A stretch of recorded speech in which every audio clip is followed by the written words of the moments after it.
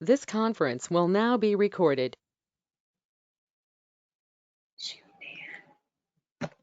Hi, welcome to this is the ANCAN MS support group, and this is February 25th, and we are here talking about multiple sclerosis. Hi, I'm Dan Dickman.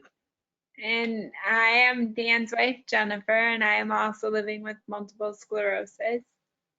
And Carly's the other moderator. Talk to us, Carly. Hi, I'm Carly. I have RMS.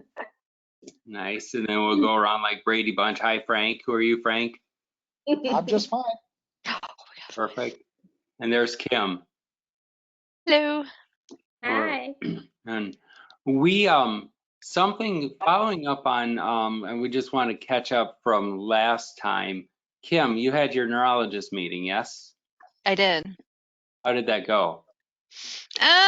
It was okay. I gave him my list of stuff and he's like, didn't like have too much to say. We changed my stimulant from 200 milligrams to 50 milligrams, and now I split that in half to do 25. It still lasts 16 hours, so I have to take it before 7 a.m. if I don't want to be up super late.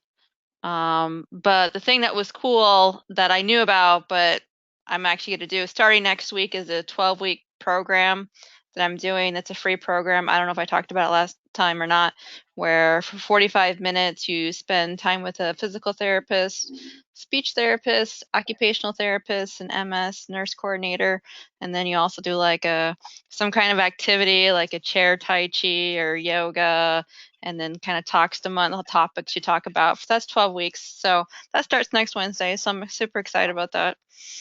That's amazing. Who's that program through? We have a place here, like Mercy. You guys have Mercy hospitals or anything around you guys? But we have multiple groups that are funding it. If you give me a second, I'll figure out who's funding.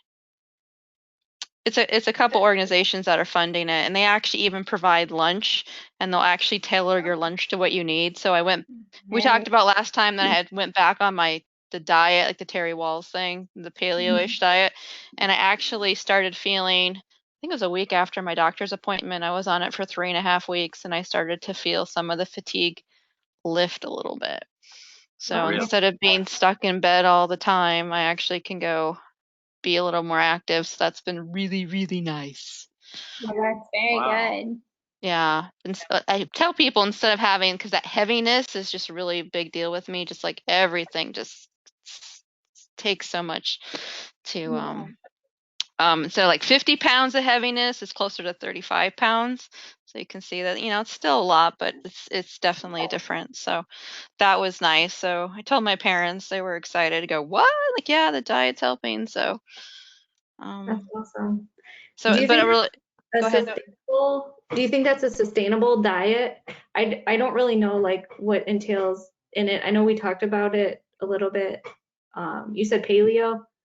it's like a modified paleo. So essentially just like no grains, no dairy, no legumes.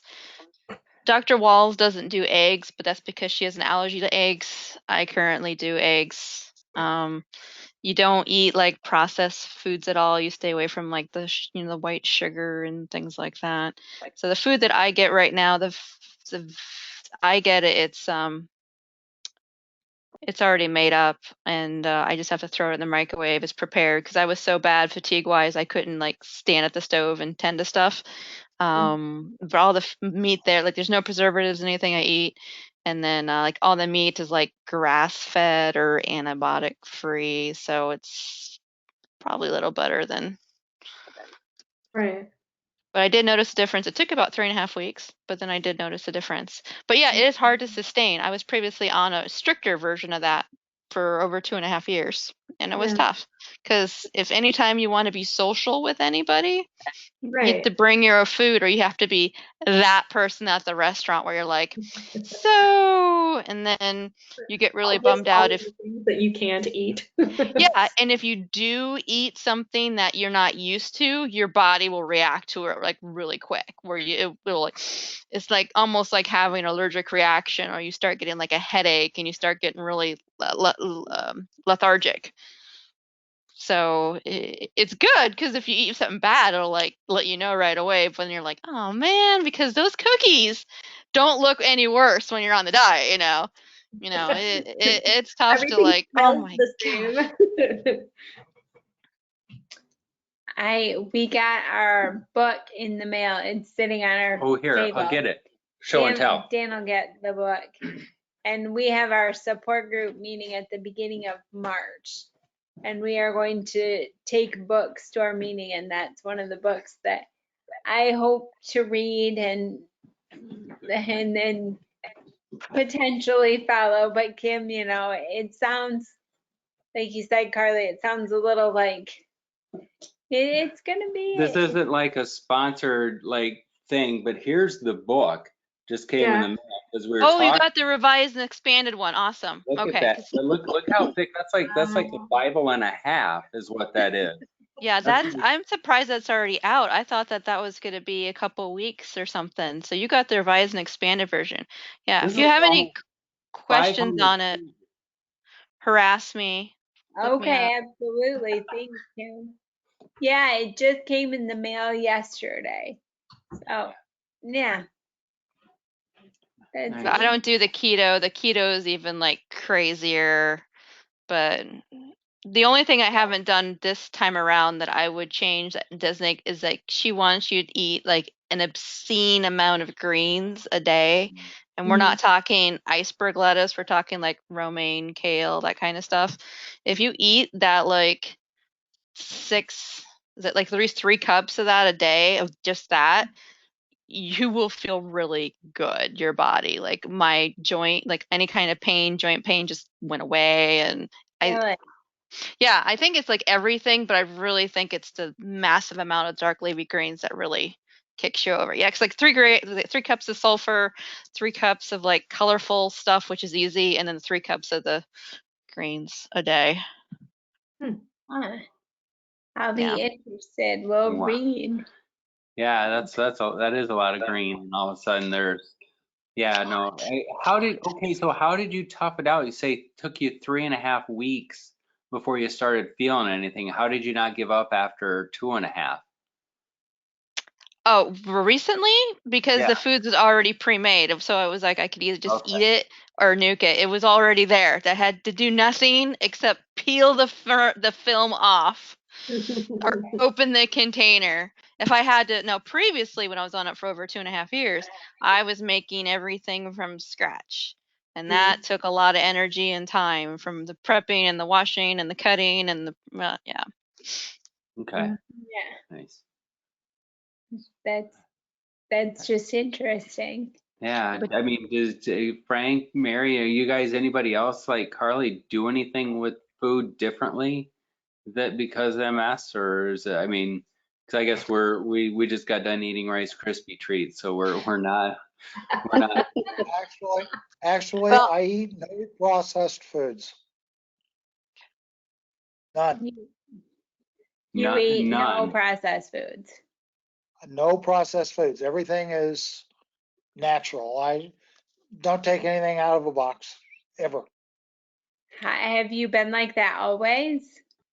I've been like that for probably 10 years. Wow. Wow. Well, we're making up for your lost time because everything we eat is out of a box. So. Not everything. No. But yeah. Well, No. do you mind if because I wanted to sit here quietly for a moment since I plugged in my computer to join in, and because I tell you what, the whole diet thing, for me, you know, in fact, 2 weeks ago, I had another endoscopy because I've got a hiatal hernia and acid reflux, and then I've got inflammatory bowel disease. And so, of course, you know what I've heard and what doctors have said as far as inflammatory bowel is that kind of means that we don't have an answer as far as what do I have?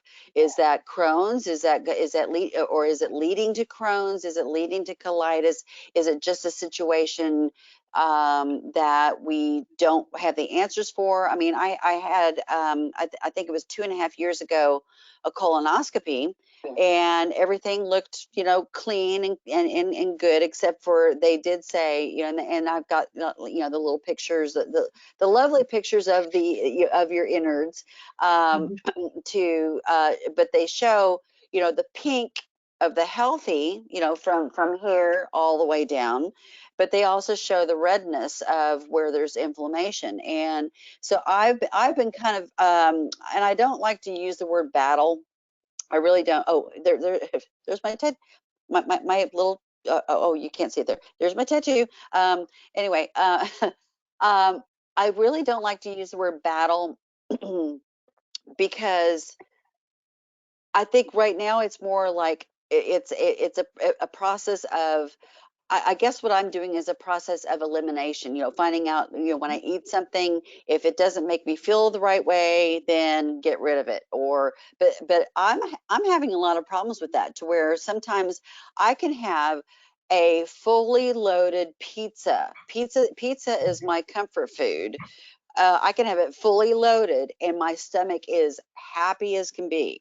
And then, you know, I can go for weeks having nothing but fresh greens and vegetables and everything that is as good as can be.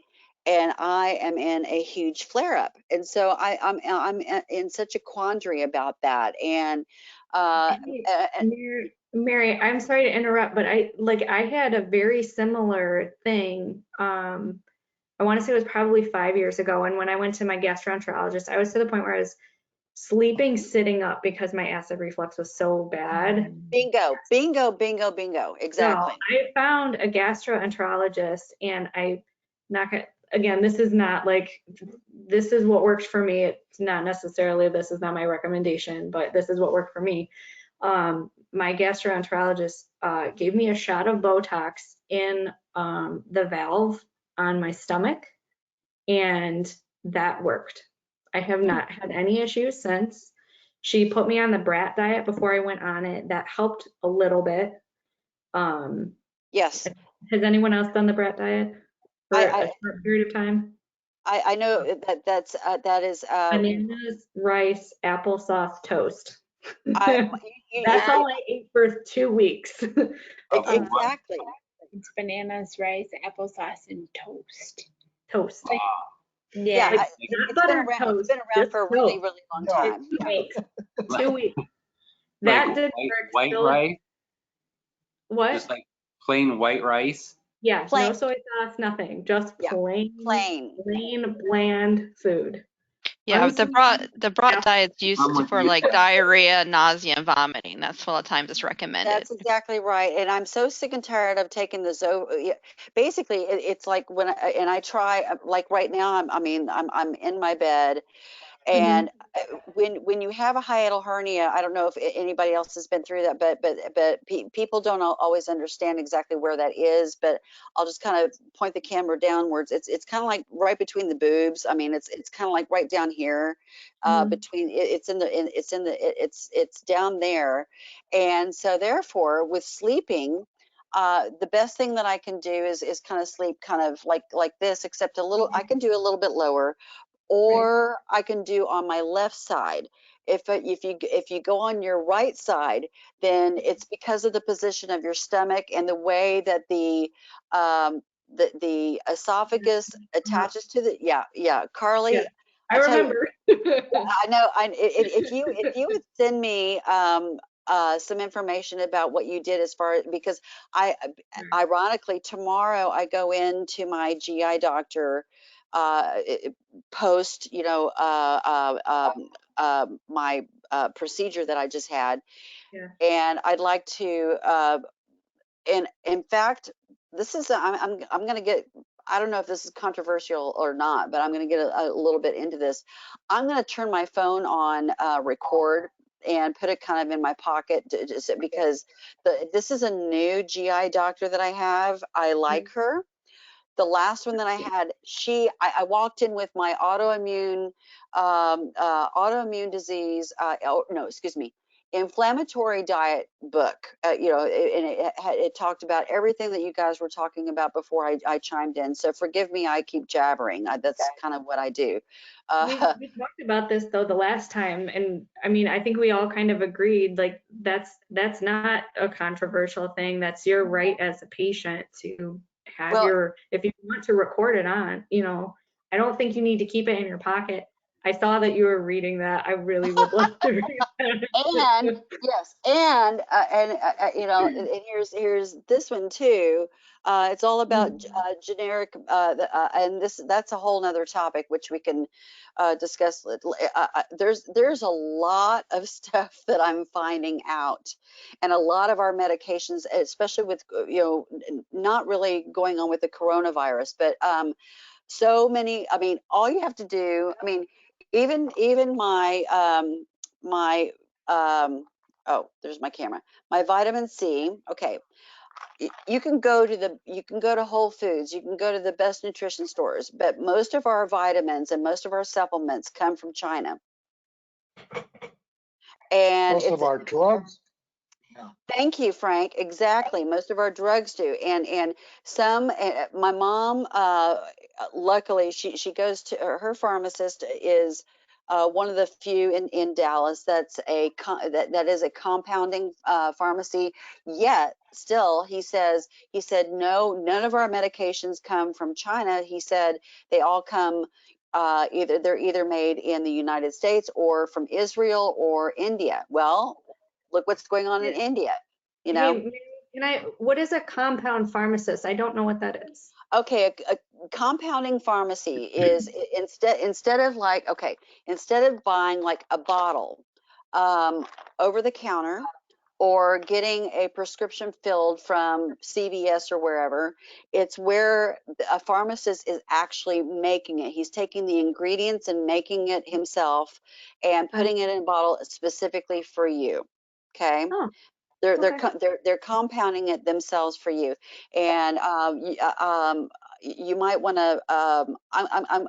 In other words, I'm looking more and more into this, and I'm not being a fear mongering person out there on social media. What I am doing though is finding out what other people are talking about, and we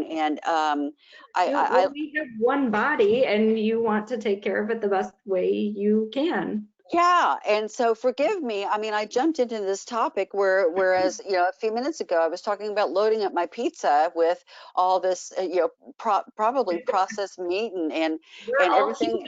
human. Exactly, we're human, and in fact, for dinner, another comfort food of mine is just scrambled eggs. Just that's just comfort food. But what's so weird about our guts, and I don't know if this is medication related or if it's MS related, where we kind of not accumulate, but where we add other autoimmune type of situations, but the gut thing is really all I can say is for me, MS, and I was diagnosed 20 years ago, and I've progressed into secondary progressive. But I tell you what, I will take everything and anything that goes on with my MS, but everything with my gut, I can't stand it. It's messy. And I mean, I'm an, I'm an open book when it comes to this whole gut thing. It's yucky. It's messy. It's not pretty sometimes. And that's the thing that I can't seem to get a grasp on, and I can't seem to find the doctors or the diet or the everything that's helping me yet. Mhm. That's all I can say about that. I'm curious if anybody else has found or uses a compound pharmacist. That's maybe the first time I've ever heard about it. That's why I asked. Okay. Well, the only issue that I'm aware of with compound pharmacies is you have to be careful with the quality, That's Sure. right. because you don't have any quality control at all. It's what the pharmacist cooks up in their own little laboratory. And I don't mean it that way, but that's what they're doing. They're Hey, creating, Carly, Yes. my doctor wants me to take Empira, and Empira is kind of expensive.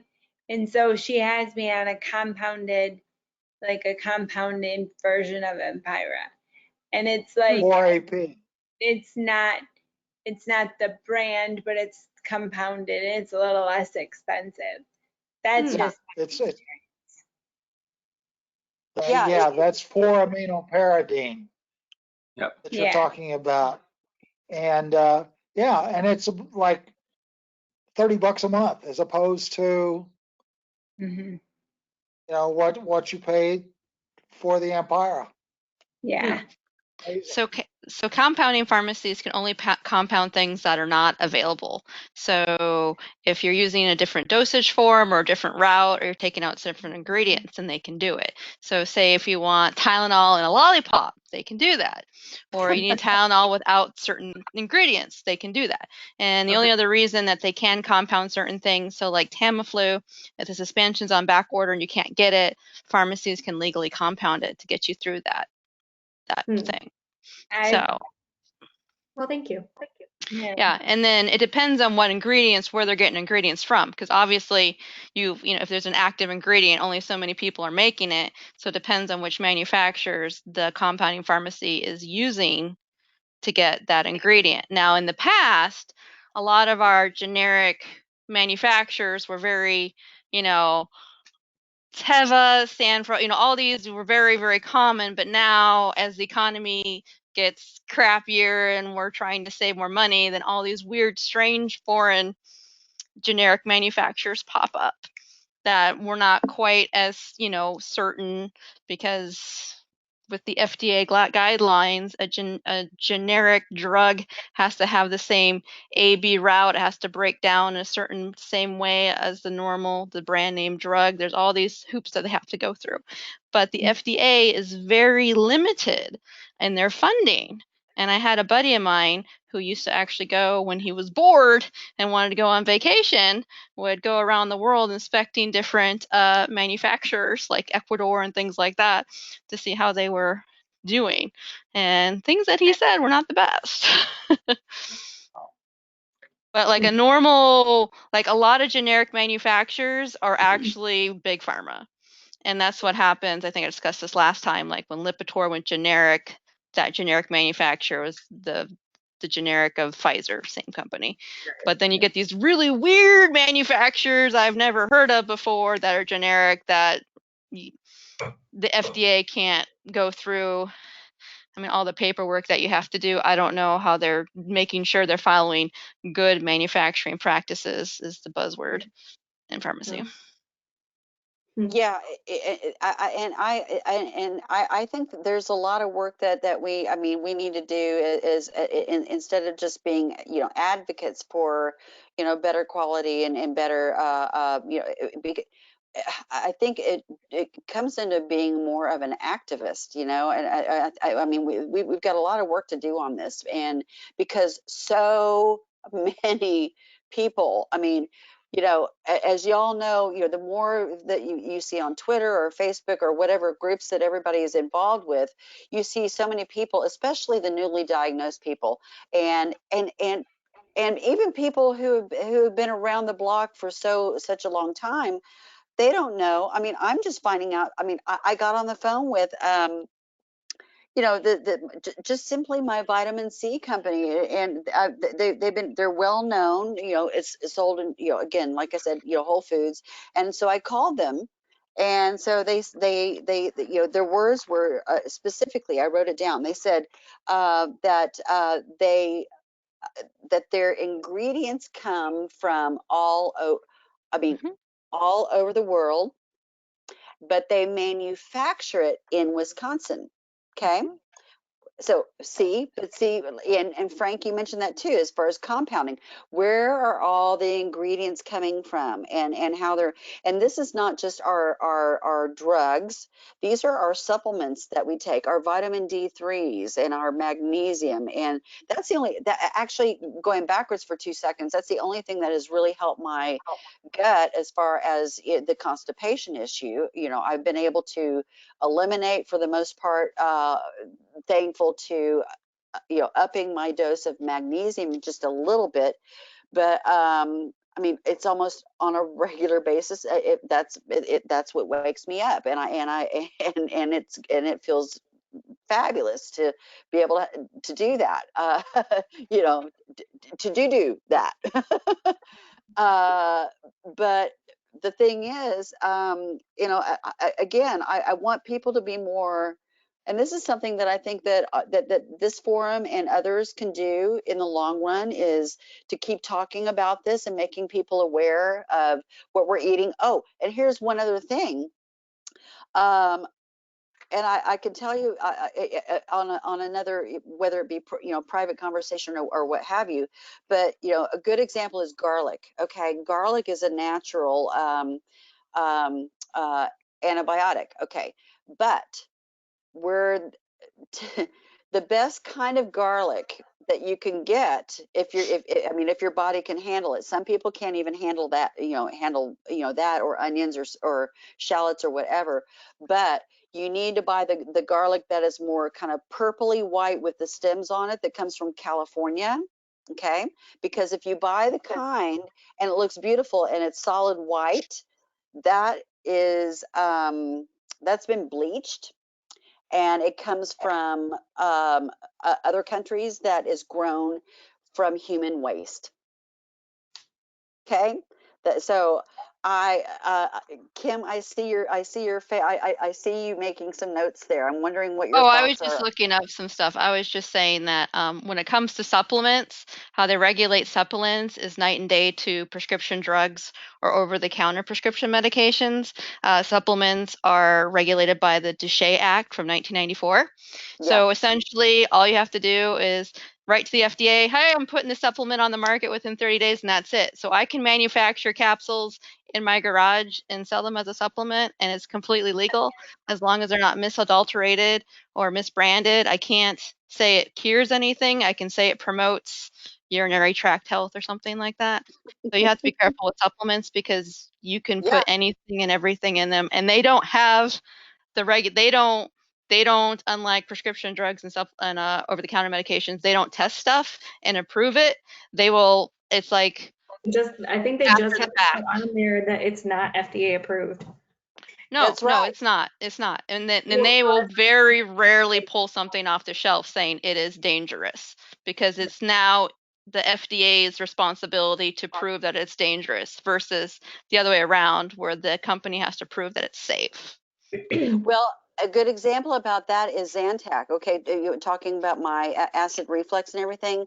Zantac it's now off the shelves, and so I'm now on Prilosec and what's the Protonics, and because something with there's an ingredient, and I'm going to mess up the name, so I'm not even going to say it, but there's an ingredient that was in Zantac that was causing cancer, and they also use that same ingredient in rocket fuel. Rocket fuel.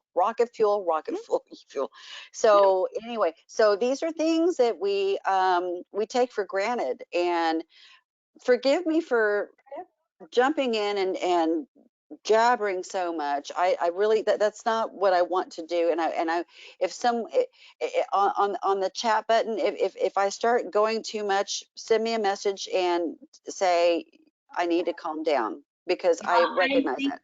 I think this is interesting, Mary, that if you look on the chat screen, I think it's Rick that put a link to a post on the ANCAN blog about Bottle of Lies. Oh, good. Good Yeah. that you held up. So it's just all about that. So I think that's interesting. So I do too. there is a link there in the chat box.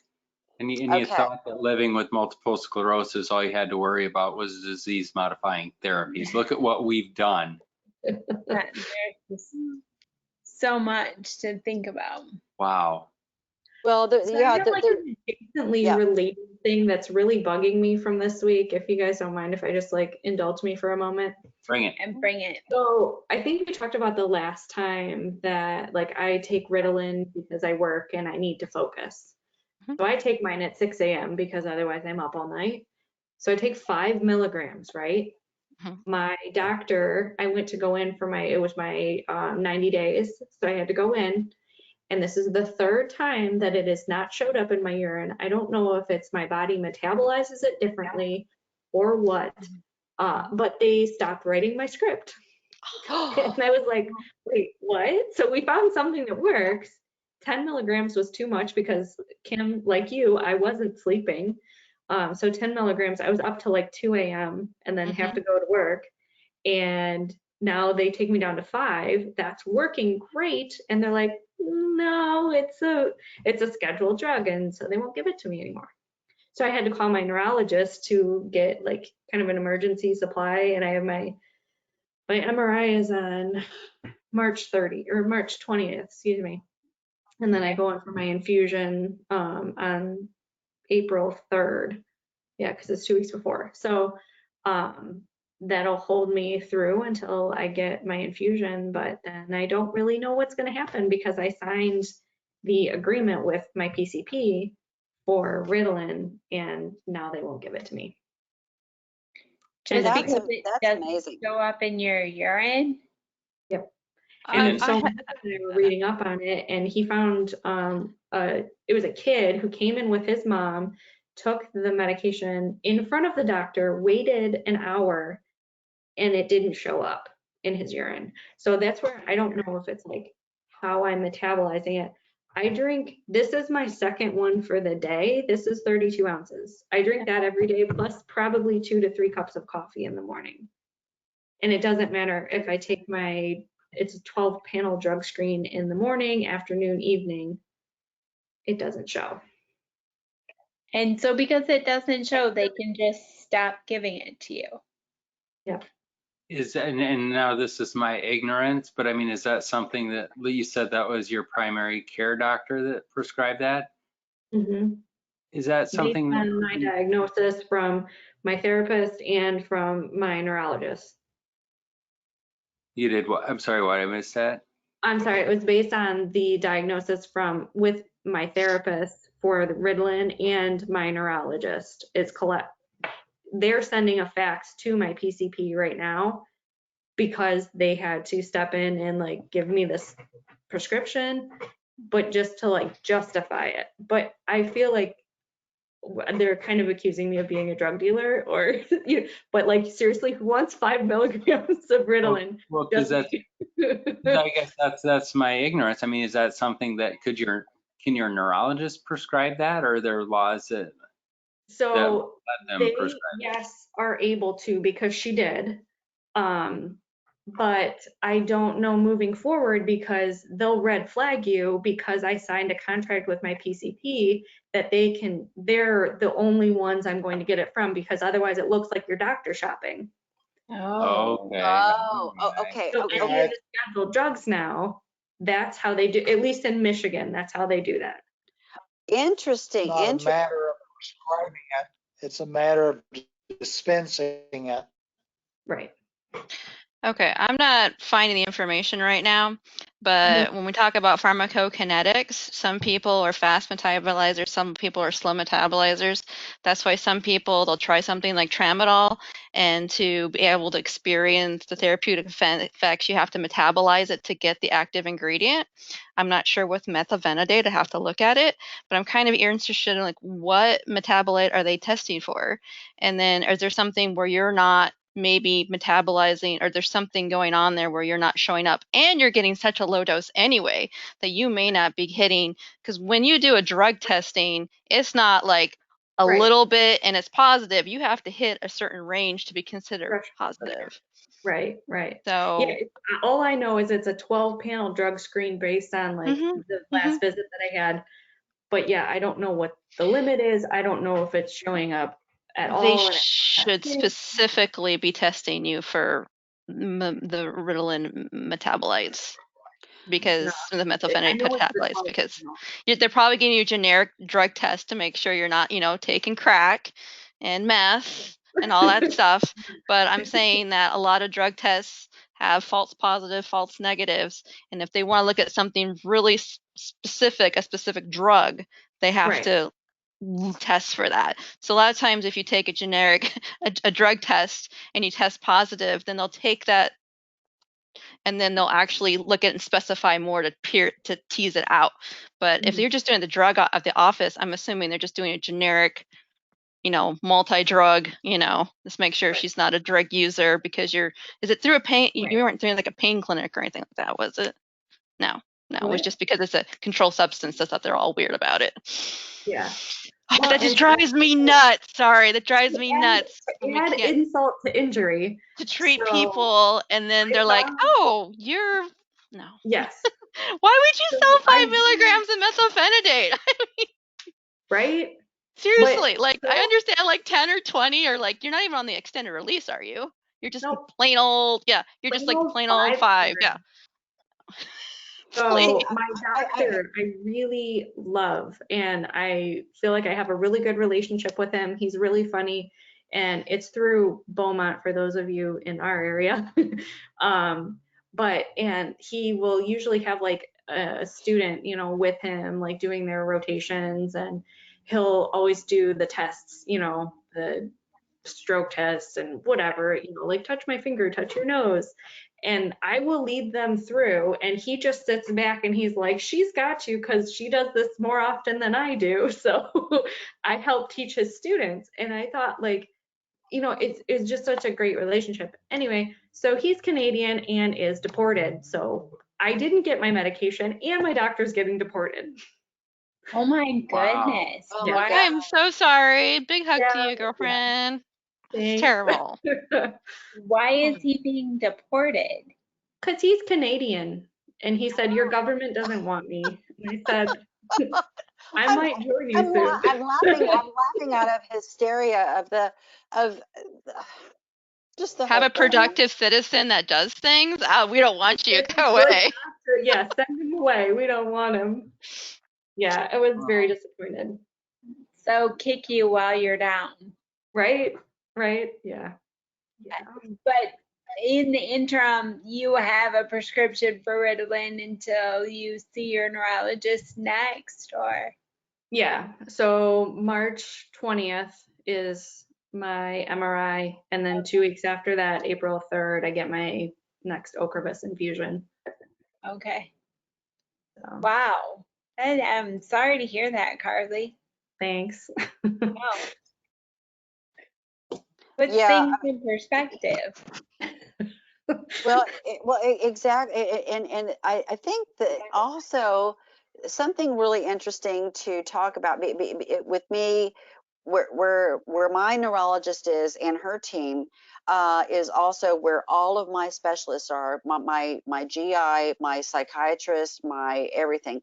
And so basically, because I do take I've gone through, and this is a story for another day, but I am getting better, but I've had some issues with PTSD, mainly. I think Dan and Jen might know a little bit more about my story about that reason. Yes. And so therefore there is a reason for some Xanax here and there, but at the same time, I have been able to kind of, very much wean that down, and I'm very glad. But I don't do the Ritalin, but I do take a small doses. Same thing, whether it be 5 milligrams, 10 milligrams, but mine is 10 milligrams Adderall. Okay, and I remember telling that to my stepmom. This is years ago. I've been taking this for years, and my stepmother is out in California, and she's a dean of a private school. She's like, what? She said, that's for ADHD. I said, Yes, but but it's also for narcolepsy, and it's also for treating extreme fatigue for people with MS, and probably some other situations that cause extreme fatigue. Okay, so therefore, my neurologist was prescribing it to me for a while. Then, when I decided that I needed a tune-up with my psychiatrist not too long ago, they connected me to a wonderful doctor. Again, they're all within the same community to where what's wonderful is I think there's a lot of different places around the states that have something like it's called My Chart. I don't know if you guys have that, but if you have since I guess I'm in a hospital, what do you call it, a hospital community to where all these different departments, so all my doctors know exactly what I'm taking. They know when I saw this doctor last. They know when my next appointments are for this person, and everything is in the clear. So therefore, there is no such thing in their minds as far as what they see as far as any doctor shopping. And believe me, they would be able to tell. Even if I went to the ER, they can see everything and anything that's going on with me. So that Carly, going back to your situation, that breaks my heart that that you've been going through that, because also to be given something like that to where it helps you, and then all of a sudden saying, see you later, bye, we're not going to give this to you anymore. And Right. I just don't think that that's fair, and because we're not abusers of these things. These are things that help us, and they're gonna know. I mean, they're gonna know if we are abusing things like this, Right. Well, and I do wish, like through the hospital that I see, like my PCP, we do have we have My Chart. So anytime I'm within that hospital system, but the study that I'm in with Okravus is through DMC. So it's a totally different hospital system. Oh, okay. So she's my neurologist, but I only ever came there as a patient back in 2012. So I'm only there for clinic anymore. I only go for my MRIs and I only go for clinic. And my MRIs, because I'm in the study, I can't share. So the only MRIs I can There you go. share are from 2012. So I can visually see them and I can share that with my doctors, but they won't share that information with my other doctors. Wow. Oh, yeah, well, I think you said Get them all in one conglomerate, but the people that I like and I work best with, unfortunately, aren't at the same places. And that's more important to me than I'm happy to I'll take all of the information I need to them, but I'd rather have a good relationship with them. yeah. Yeah. Well, it's important, and that's why I see my psychiatrist only for she monitors my psychotropic stuff, okay, which is only the Xanax and the Adderall, okay. And so then I go in to see either the PA or my neurologist or anybody else. But then again, also through my neurology clinic, it's UT Southwestern in Dallas. They do a really wonderful job to where I see a social worker from time to time, and that's my talk therapy. And so that way they can all get a really good picture. I'm laughing at my hands. They look. I mean, you would think that I was Italian or something like that. I mean, anyway, I'll put my hands down. So they get a really good picture of what's going on with me, and the thing is, I'm finding myself in a really good place as far as my focus. I still have horrible fatigue. I still have cognitive issues. But if I didn't have the extra little boost, as far as what we're talking about here, I don't think that I'd be able to do some of the things that I can do right now. And I don't know if I want to be taking it all the time, meaning, for years down the road, but maybe I do. I don't know. So, you know, we and another thing, right now I'm not on any DMD. I was going to ask if you are taking a disease modifying therapy. Thank you for asking that, because I've been on 7 ever since I was diagnosed, and each one has left me with more debilitating problems compared to having MS in and of itself. I just turned 54 a week ago, and so therefore we're getting to that stage to where it looks like, and it's really kind of funny, because even my doctors years ago, they said, Mary, you know, who who knows what, where this is going to take all of us, okay? But they said that they didn't think that I would end up, well, let me just backtrack for 2 seconds.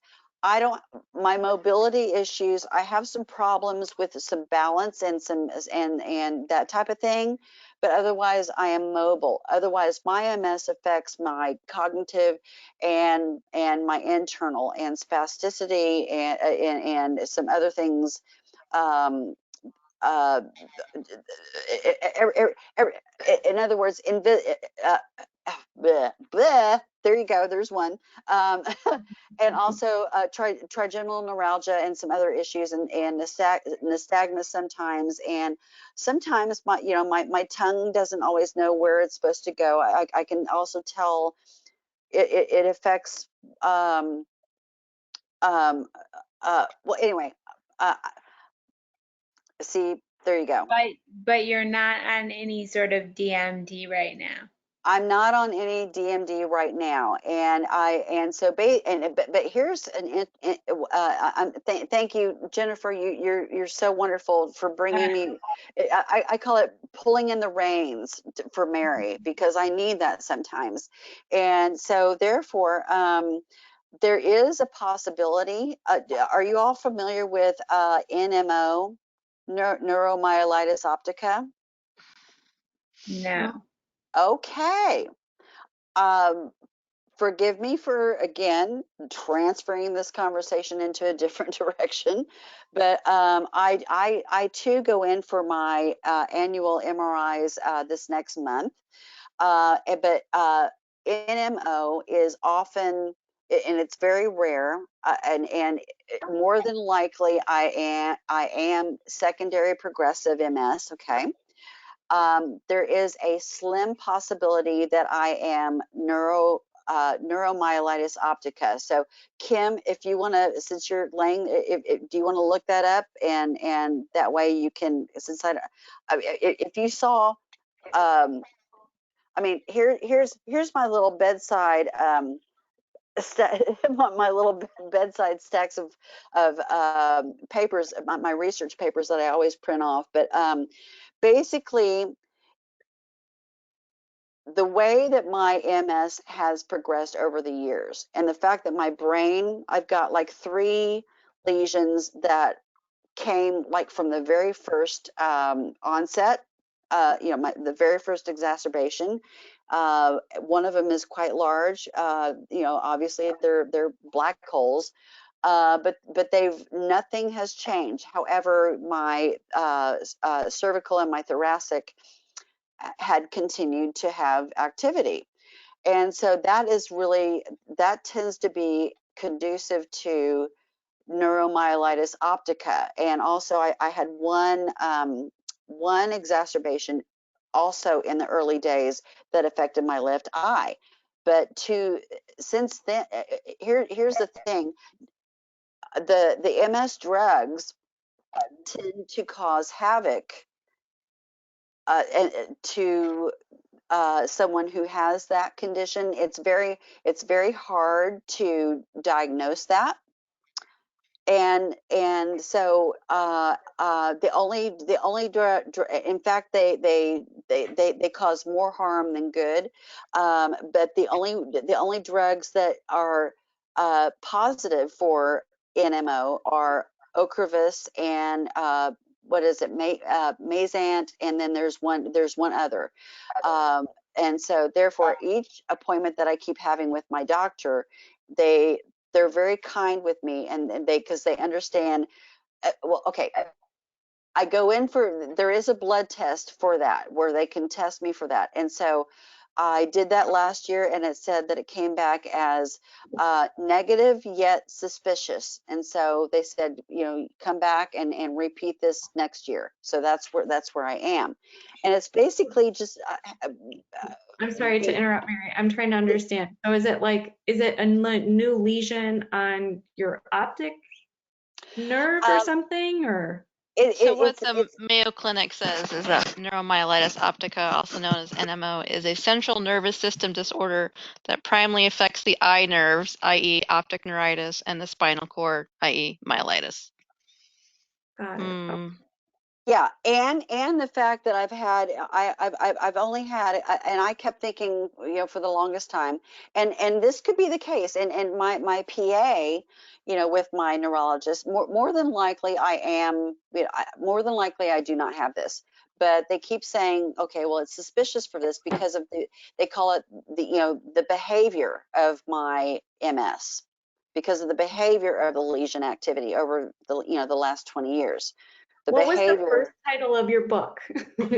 Something, it feels like they just don't know. It's okay. Like, I just want to tell my doctor sometimes, like, it's okay to say you don't know. Like, I would much rather you say that than just like make shit up. Excuse my language. I'm so glad you said that. I know. Well, exactly. And it's just really bizarre. And but what's interesting is, every time that's, new information is given to me, I kind of go, oh, well, this is interesting. It makes sense. Even when I was diagnosed from the get-go, I never cried. I never felt sad. I was like, okay, well, something's going on here, and now let's see what's going to happen, moving forward. And that's kind of how I've been ever since, day one of not just MS, but other physical things that I've had, in my life. But when were you diagnosed with your MS, Mary? It was during, it was almost exactly 4th of July 2001. Okay, so about close to 20 years ago. Yeah. Okay, about 19 and a half years. Yeah. And so, and now why I'm asking is I saw my neurologist maybe like 2 weeks ago, and I said to her, am I being put out to pasture? Because I have the secondary progressive MS, and there's not a lot they can do. And and she kind of smiled, and she's like, yeah, pretty much, there's just not a lot you can do. I mean, I'm still taking my Rituxan, but with this MS, I'm just kind of staying the course. So I wonder with You're not just staying the course. I mean, you guys are, I mean, you guys are out there, and that's the thing, and that's the thing I think that has given me the most strength and my health, and every single one of you, everything that you guys do to give you passion. I mean, people in the MS community, all you have to say is, do you know the Digmans? And they're like, oh yeah, we do. Well, thank you, Mary. But it's just one of those things where I don't know. I mean, Kim and Frank, you haven't really talked about like what medicine you're taking, but I don't know if like. Well, so it's like because there's so few DMTs for progressive forms of the disease, and I think that's where Yeah, that's where doctors, like Dr. Braley, I mean, it's just like what more can be done in terms of therapies that, I mean, obviously there's things that the compound pharmacy of the Empira or, bad vitamins that are manufactured in China but made in Wisconsin. So, but yeah, it's just like what more can be done, because and well, I think, when we talk about like disease modifying therapies, there were 3 and now there's like a billion of them. So Yeah, I know. And here you bring up a really good point. Why are there so many? And why are some working for some people per se, right now? Why are so many of them not working for people? And also, how can we give a prescription for a drug to somebody when we don't know what the cause of their MS is? Because we know that there are, and they don't have any causes per se. They have the risk factors saying, okay, well, there's a genetic predisposition possibly. There's an environmental, there's a viral, there's maybe bacterial, there may be this thing. How can you give a drug? I'm gonna lean back on it's okay to say you don't know. Like keep looking, but it's okay to say I don't know. I know, I think Frank's got the answer. Yeah. well, yeah, and yeah, that's why well, I can't take anything. I got a post from somebody I know the other day that made a very interesting point about our circumstance. Pharmaceutical companies do not create cures. They That's right. create customers. Yep. True customers. Oh, customers. And we're right there. We lined up. And some of us are at the point where we're not even good customers anymore. I mean, in my particular case, treat the symptoms, forget about the disease. It's going to do what it's going to do. Yeah. It Yeah. is. And because we talked about that, I think one time before, where it's just like a question of so much of what we're dealing with our multiple sclerosis, how much is it like dealing with the side effects of said disease modifying therapies versus like what it is that, how much are we actually treating the disease versus treating the side effects of what we're trying to do to slow the disease. Yeah. Thereby then is why I don't switch my therapies. I mean, the beta seron's working for me because I hear horror stories about like all the other new therapies, and I'm just like, I'm good where I'm at. So Yeah, Kim, what are you taking, if you don't mind me asking, or are you taking anything? 2 weeks ago, I had my infusion of Ocravus. Okay. And when I asked my doctor, because that was before my symptoms started lifting somewhat with my diet, he said that he'd want me on Ocravus at least 2 years because that's when you're optimal with Ocravus. So after you've been on it for 2 years. So I'd have to wait another year before he would, unless obviously I had some crazy flare or something on it, before he'd want to switch me off of it. But he was Is kind of it like a done deal, like, nope. Kim, was that a full dose or was that your first half dose? No, that was my full second dose. So I started at Ocravus a year ago. Gotcha. Okay. wow? That's yeah. wow. Med, So what med, else now? What you got, Mary? no, I was just repeating meds, meds, meds. Yes. So what else? I mean, because it's 9:40 here on the Eastern time zone. But as far as like everyone saying, I can't wait for the virtual self-help group so I can talk about this.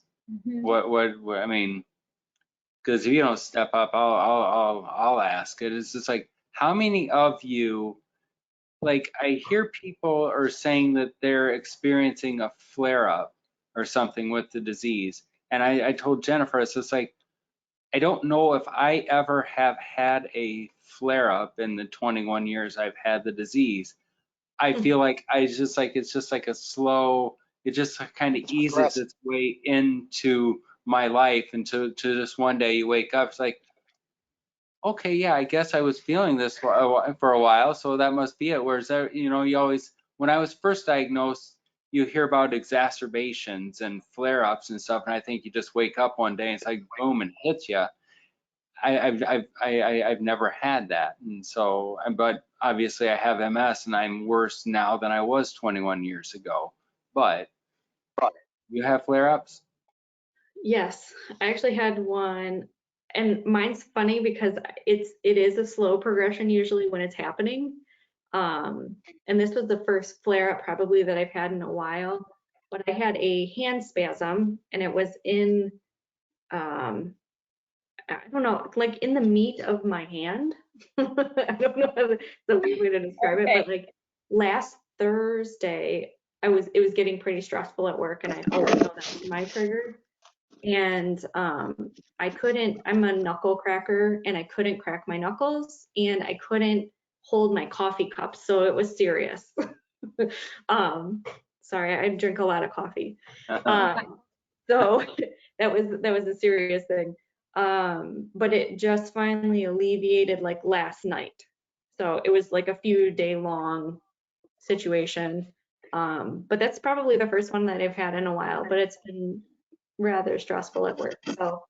Um, so then I worked out tonight and I feel a little better. But you didn't do anything for treatment of that. You just I just took Flexeril.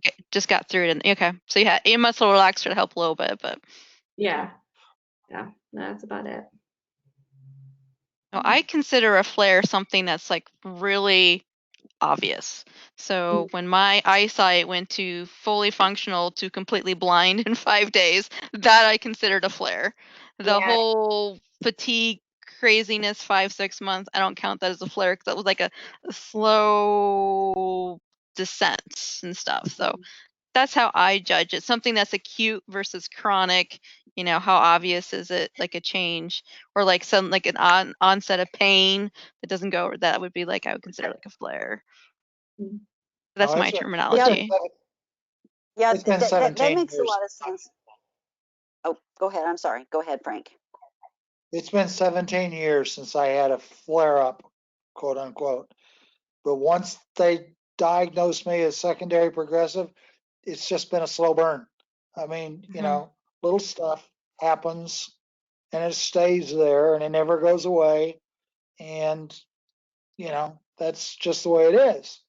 But I can honestly say, I know I'm progressive. I know I'm not relapsing and remitting anymore because the way it's played out over the years. Yeah. Because, and well, it's just like I get, you know, my hands are always numb and my feet are always numb.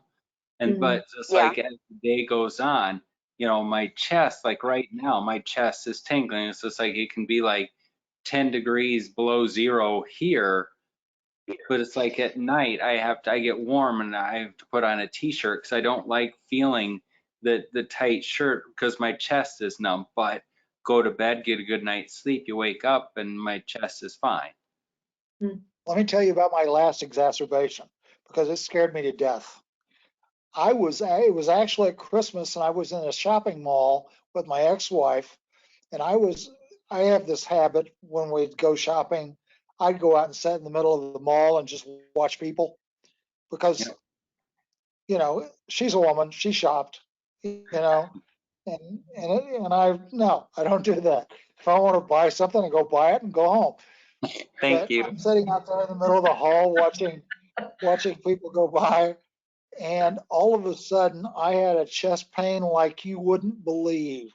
You know, and I really believed that I was having a heart attack. Wow. Yeah. And it was an MS The hug. specificity and the muscles across my chest, and Yeah. it was unbelievable. But I went in and got it checked out, and yeah, that was the last exacerbation I had, and it lasted for a good solid. It lasted for a day, and they checked me over like crazy and could not find anything wrong with me. Wow.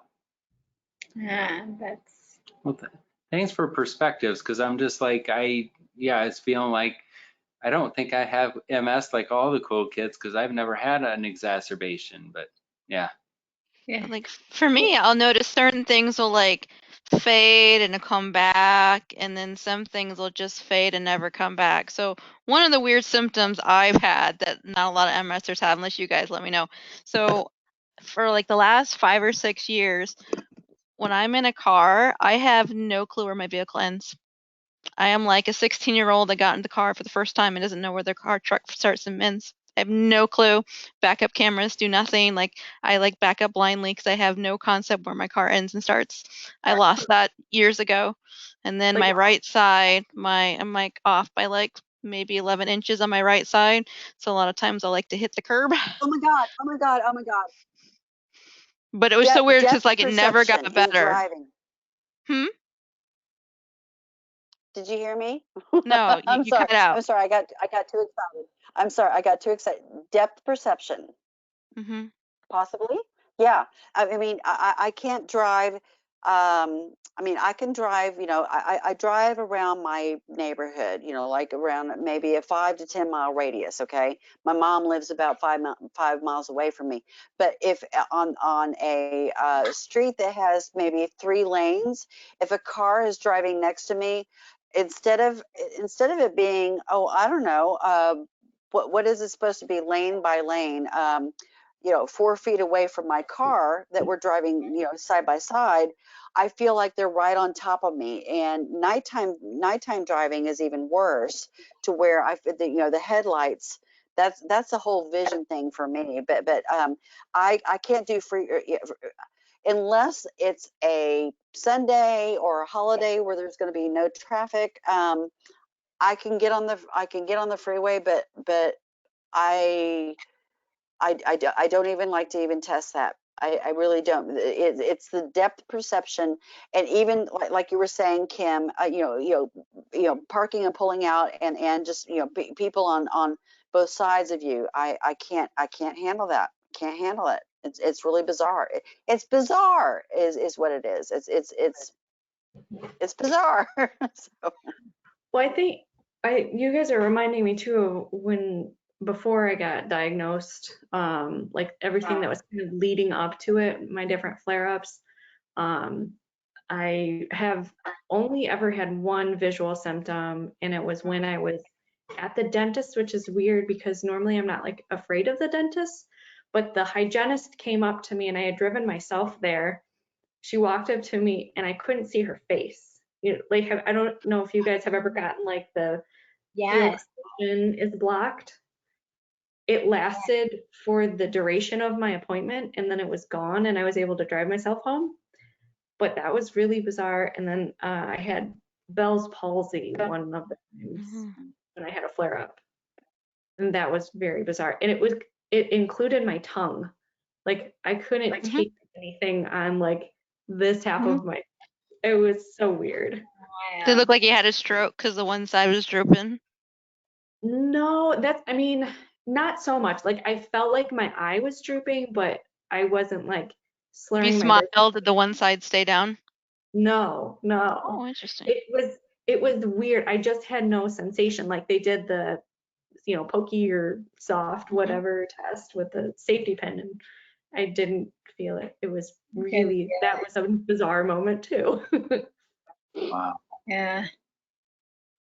Do you notice that things get like Dan was talking about, when I'm tired, he can my head itches, like I have like it's horrible, and it doesn't happen at all during the day, but right around 9 o'clock I'm like, my head itches, will you scratch my head for me? Or like anything is worse, like, you know, and just when I'm tired, the itching and just the sensation feels so much different at night for me.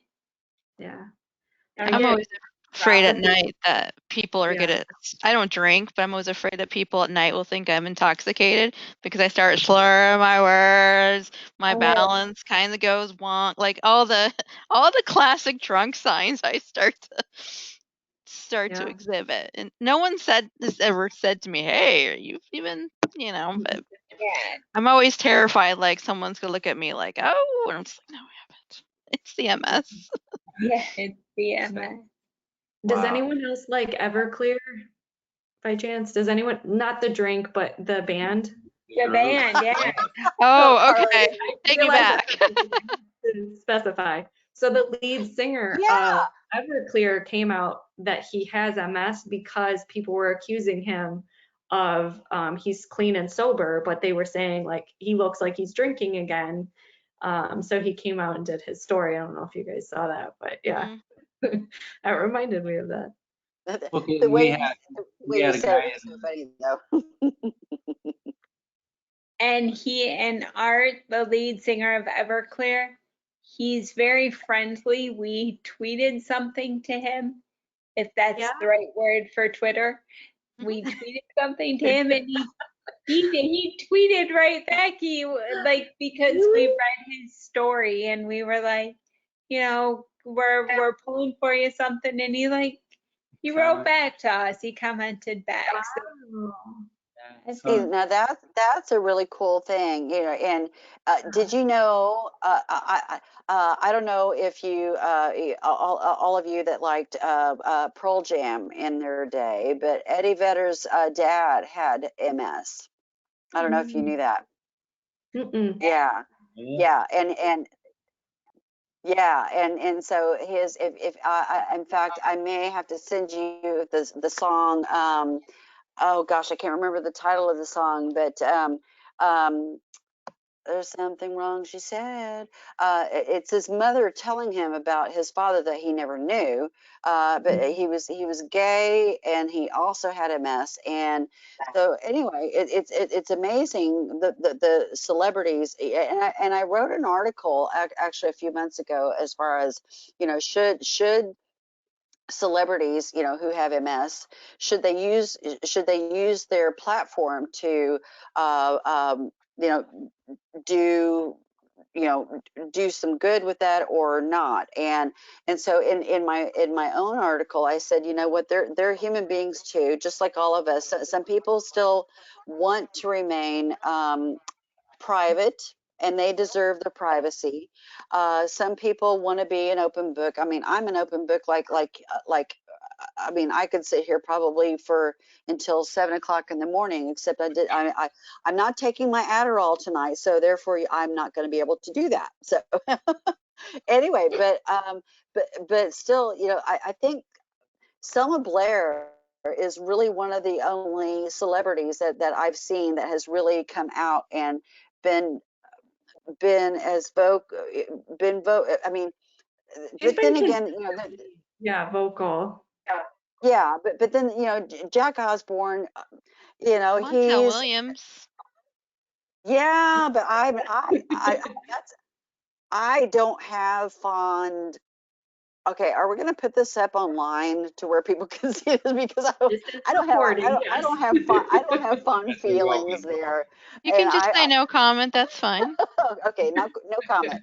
So anyway, but there's so many people, but also, and here's a really great example about what everything that we've been talking about all evening is, whether you're a celebrity or not. Everybody has a different experience. Everybody has a different feeling. Everybody also is either in the know or out of the know as far as what has worked well for them or not. And so that's the thing. But the thing with celebrities, I think that's where things get kind of scary is when, a celebrity comes on there and says, hey, I did this and now I'm on Dancing with the Stars, or hey, I did this and I, climbed up to, Mount Kilimanjaro, or, what, what I'm trying to say. I think that's valid, but I feel like sometimes bad attention can be good though too, because even so there are some autism theories out there that aren't great, but people are still talking about it, even if it's not the right thing, that specific thing. So I think even celebrities talking about it or us talking about it here in this forum, it's still a platform, and you use it how you're going to use it. And we have no control over what they're going to say or do, but at least people are Yeah. talking about it. You said it perfectly. And in fact, I wish I could have edited what I just said, but anyway, so as far as, you know, Again, we're well. all Well, oh, well. what people have to realize is if it works for them, it must be good. Yeah, Okay, right. And For them. accept that. If it doesn't work for somebody else, well, okay, that didn't work for them. Because Right. this disease is as individual as your fingerprint. I mean, it's going to do what it's going to do to you, and nobody else is going to be in exactly the same position. Right. And I think that's probably one of the scariest parts about it initially, because nobody can tell you what's going to happen. I think after you've dealt with it for 30 years, you're at peace with it. Yeah. That's a good description, just to get to that point where you are at peace, you know, and just like, because, and sometimes it's easy to forget how scary it was initially, because after you've been living with it and you've been there, done that. And I remember when you're first diagnosed and I get sick, and all of a sudden all these symptoms are like, you know, amplified, or, you know, because of the illness. And so I think I'm getting that much worse. And it's just like, I get over my cold or whatever, I feel better. But it's just like, initially you're scared because you don't know. And it's just like, yeah, after you've lived with it for so long, yeah, you're at peace with it. You just like, you move on, you know what, you test your limits, and yeah. Well, you know, it's funny. A long time ago, 20 years ago or so, I was doing an interview for a television station in Los Angeles, and it was MS Awareness Week, and they picked me to be the poster child, for lack of another word. And I was doing this interview with a really great reporter for one of the biggest news or television stations in LA, and he asked me to tell him about when I got diagnosed. And I just, so I told him, you know, I was sitting in the doctor's office, and he started pointing out all these lesions on my MRI, blah, blah, blah, blah. He said, well, what did you do? And I said, well, I got up and I walked. It was a 7th-story office. And I walked over to the window, and the first thought I thought about was, how can I get out there? Mm. And you mean you really considered suicide? And I went, I don't really think that's what I was thinking about. But, you know, the idea of diving out that window didn't sound too bad at the moment, you know. But, you know, I still think I'm just, working on that part, dealing with the peace aspect. I really struggle with, Frank, especially the financial aspect. Freaks me out because I was taken out of the workforce in my mid-30s, and it destroyed me financially, and it's such an expensive disease. And then I've been catapulted 30 years advanced to my parents' age, where people are retiring. I'm like, I got nothing, but I got massive bills. And it's just like, and I just have to come well, to the conclusion that I might be homeless or in this really horrible living situation, you know, and I just have Kim, to deal with it. let me tell you this. I was a department manager for a major corporation, and it hit me when I was 50 years old, Mhm. and I had to stop. And what do? You find a way to get through it. You have to. It's scary. It's scary. It cost me, I don't even want to think about how much money it cost me over the next 15 years. But yeah, I got through it. And, you know, I could say, you'll make through it. You'll be okay. Mhm. Or as I was talking, I had a friend And at the time I was living in Orange County, California, not a cheap place to live. Okay.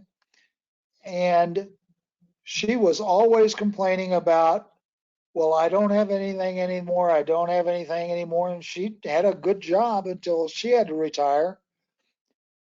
And I finally had to look at her and say, you know what? You're a single woman living in one of the most affluent communities in Southern California. You own your own house. Life could be worse. And Well, I mean, yeah. I think Kim too, I'm still coming to terms. Like take as long as you need. You're grieving who you thought you were going to be.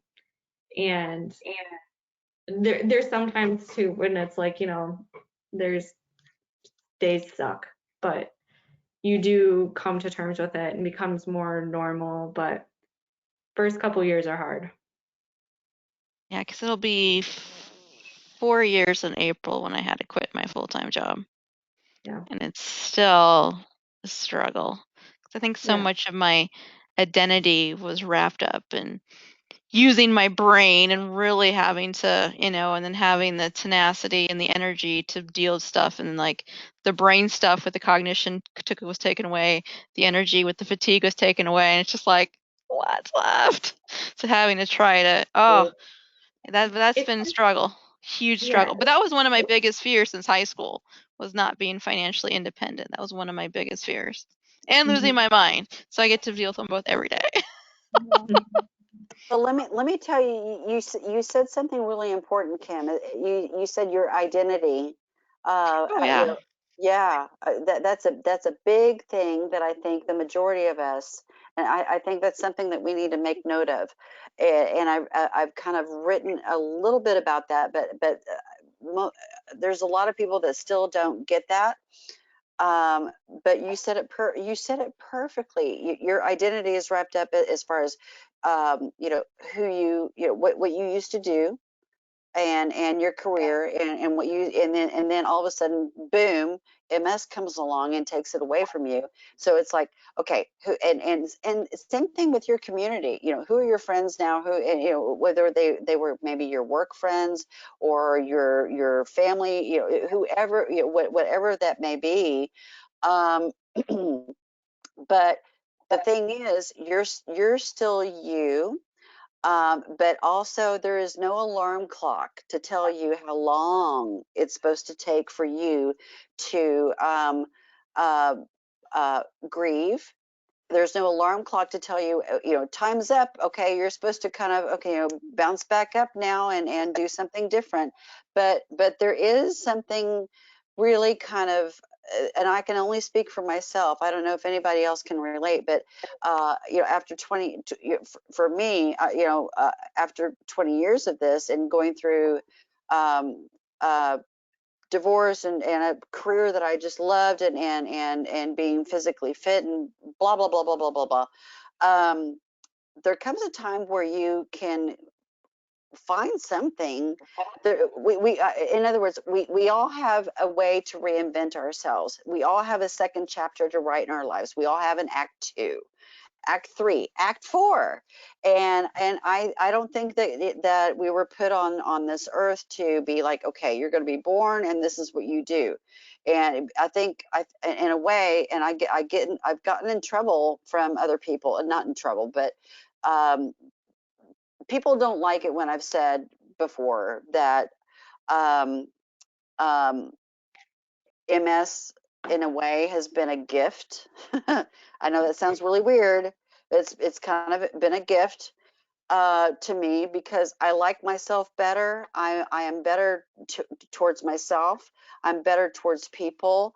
I have more passion. I've been able to find new passion and a new purpose. But you know what? It's still, after I was diagnosed, it still took me over 8 years to find that.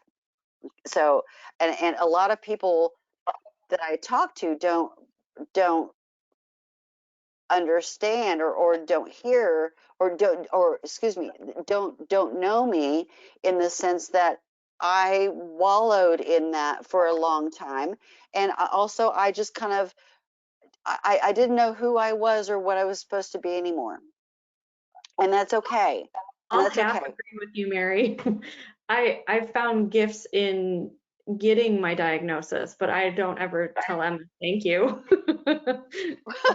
Well, yes. I mean, yeah. But It at the is same time, perspective, hindsight. yeah. Well, exactly. But the gift that it's given me is that I've found I found a new passion. And I found that I don't need a husband. I don't need a man in my life anymore. I don't need anybody to take care of me. Well, I shouldn't say that because I do. I have a wonderful mother, and she lives 5 miles away from me.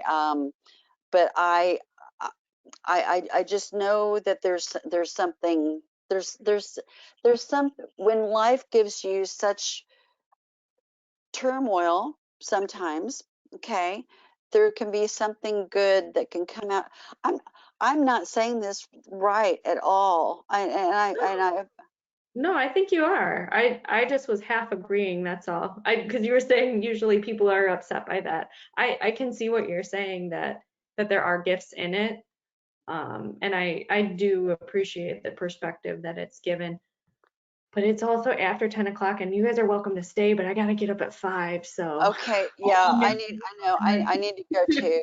But I tell you what, this was wonderful, and so therefore, yeah, let's keep this going, and I'll continue to promote this. You just give me some information, as much as possible, and I'll spread the word. And by the way, Kim and Frank, I've already followed you, friended you guys on Facebook, and so I'll be talking to you soon. All right. I All saw right. Thank that. you. We'll Saw send that. out sign up so you get the emails and stuff for the meeting that's coming up in March. There's Rick. Yes. And we'll See you next we'll month. see you next month, okay?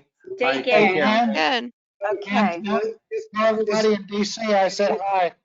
I will do that. I'm sorry you're not going to see you this year, Frank. Hey, wasn't my year. I was going to say, So, well, next year. So Tell everyone I said hello. I will do that. We'll I'll do that. All right, take care. All right. Just a Nice couple to- of quick, Hi, Mary. housekeeping things. We'll try and post this to the recording to the ANCAN website, YouTube website tomorrow, and I'll send the link to Dan and Jen and Carly so they can Post it. forward it on. If you want to listen, or you don't want to listen, or you want to listen and turn it off for the bits that you wish you hadn't have said, but that's okay. Are you talking to me? No, I'm kidding. I was busy working here and getting stuff done, and just you guys had a great meeting, and I didn't have to intervene. It's getting to the point where I don't even need to attend anymore. But it's nice to see, and hopefully we'll get more people because it's a great experience. The other thing I wanted to ask you, please, if you would be so kind to write a short testimonial for us on great nonprofits, we would really appreciate it. We want to keep our top nonprofit rating for 2020, and so we have to get 10 endorsements for the year. So you just have to go to great nonprofits. It's in the reminder that I sent out, and then you have to register on the site before you can write a review, and then you can say these guys, and I'll let you finish the rest. All right. Good. Well, Thank you so much, and you guys had a great meeting, and we'll get it posted for you, and see you next month. all See you right. next Sounds See you next good. month. All right, Good we'll night, see you. everybody. Yeah. Good night. Good night. Good night. Bye. Good night. Bye. Night. Mm.